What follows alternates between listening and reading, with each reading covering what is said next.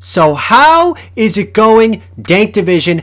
Dank Dan here, and in this video, we're going to be discussing everything we will be seeing in Call of Duty Vanguard, more importantly, on the multiplayer side. For those of you who want to know about the zombies, as well as the Warzone side of things, each of those are going to get their respective own video to focus on the details a little bit better instead of trying to condense it all. So be on the lookout for that, or if you don't feel like waiting, I will leave a link to the official Call of Duty article down below for you guys to take a look at if you want to read it for yourself. So without further ado, let's finally officially talk about the operators. Yes, I've talked about them in the past, but now we know a little bit more. So finally, we can put a name to this Spec Ops group, and that, of course, is Yeti. We have 3 new operators who are going to be available via either Battle Pass and bundles during this season. First, of course, we have the Austrian assaulter, Anna Drake. This soldier loves to take justice into her own hands. She fights for vengeance and plans to release her fury on those who murdered all she loved. Are we sure this isn't a female version of Batman? No? Because the description kind of meets it. She protects the vulnerable, taking on their trauma to fuel and direct her rage. Yep, she's a female Batman. I fucking knew it. Her expertise in the Alps is built on years of hunting and defending her people. This, of course, makes her the prime leader for Butcher's latest task force.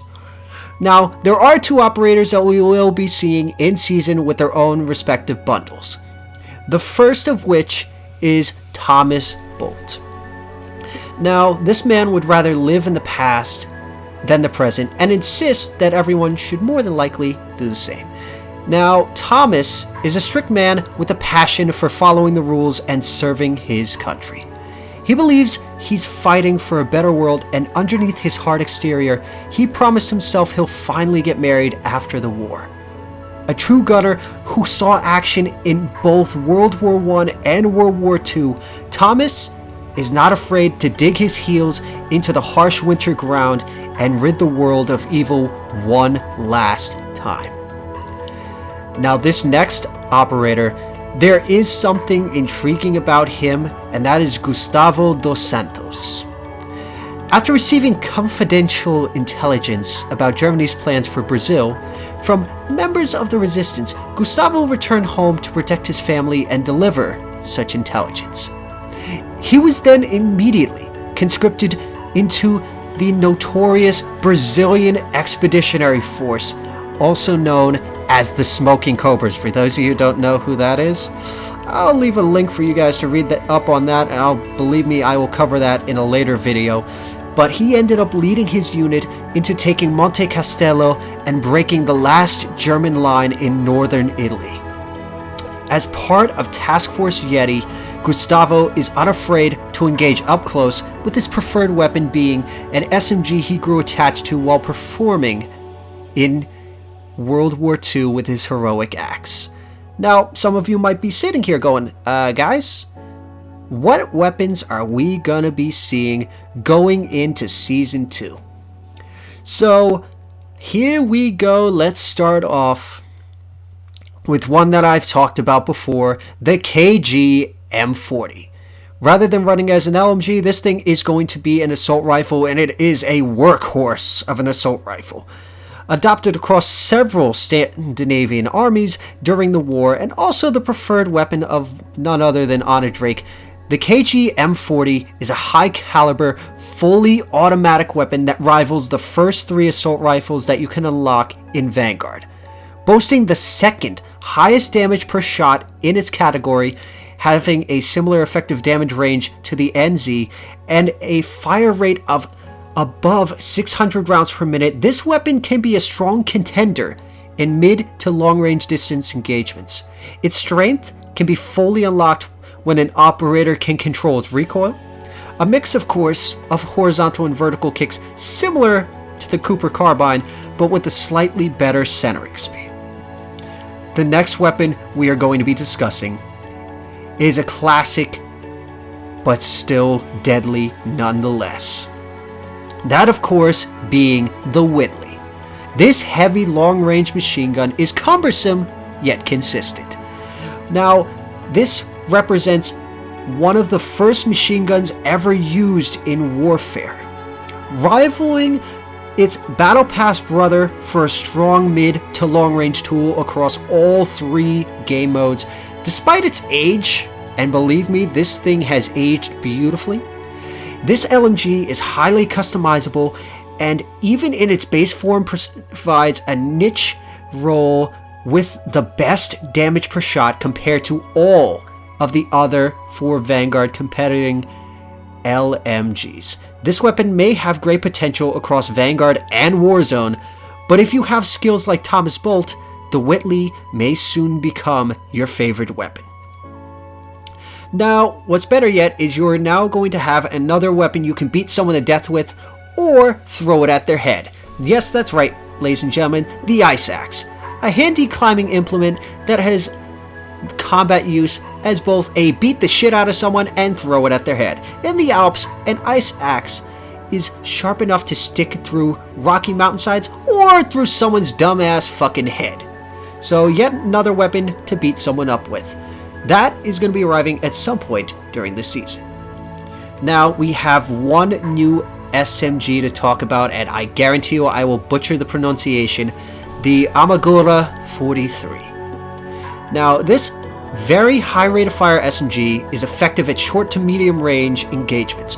Only produced in small quantities, this advanced SMG gave insight into how modern CQB armaments could function. Even though its design was never built upon in the decades to follow, its prototype nature is going to require a little bit more research in order to find out what the available attachments and effectiveness are going to be in live fire scenarios. This weapon can of course be unlocked in one of 2 ways. You can either do the SMG base challenge, or you can be a bitch and spend real life money and unlock it in the store.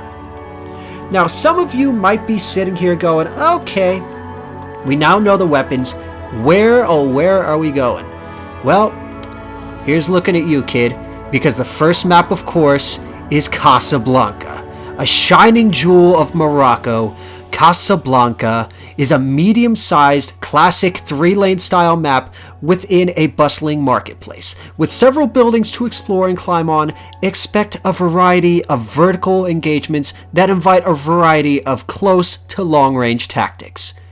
The next map that we will be seeing is Gondola. Now, you're not going to want to look down on this medium-sized map as yet another 3-lane style. Take a trip on the Gondola to travel above the large gulch and fire watchtower, but hop off before it rides clean off the cliff. Now, operators can also take advantage of the long sightline this Gondola route provides, or head through the power plant and caves for more close quarters combat. Now, some of you might be sitting here going, are we going to be seeing anything added on? Perks, lethals, killstreaks? Well, guess what? We got them all. So, returning from Call of Duty World War II, the ball turret gunner killstreak is coming back. That is right, those who achieve a 12-person killstreak will be able to hop right into the ball turret gunner for 30 seconds. This killstreak is hard to earn, but let's face it, earning this can quite possibly unleash unholy carnage, and those who know what they're doing can turn the tide of the game.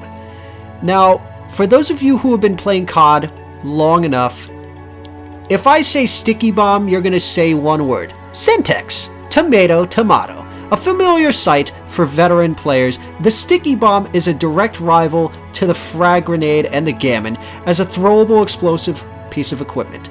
Consider it the perfect choice for those who want to stick it to the competition. Now, some of you might be wondering, since this past season we saw new perks, some of you want to know what the new perks are. Well, in perk slot 1 we have Armory, a direct counter perk to Engineer. Armory is ideal for operators who choose more than just their weaponry in combat, namely placeable demolition charges, concussion mines, and of course, placeable field equipment pieces. Now, some of you might be curious, what is the next perk? The next is going to be in the perk 3 slot, this of course being Mechanic. Mechanic is going to provide a reasonable buff to field upgrade charge time, making it a must-have for complementing challenges related to them, or for operators who just love to use them. Now, as many of you are already well aware, Valentine's Day is when this season drops, and you are going to be able to celebrate Valentine's Day in Vanguard. Don't have in real life duo for Seasons 2 launch day? Vanguard will feature a Valentine's Day themed experience with double XP opportunities and thematic changes for dropping in around this time, including, if you look on screen, a Juggernaut teddy bear, or should I say a Flame Knot teddy bear. If I say Juggernaut teddy bear, I'm thinking of an Easter egg from Modern Warfare 2019.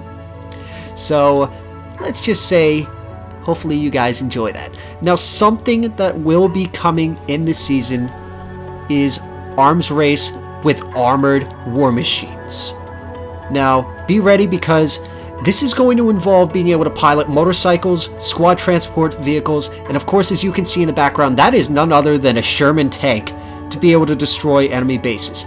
This and other features are expected to arrive during Season 2, and be ready because there will be patch notes that will be dropped, as well as weapon balance changes for when Season 2 drops.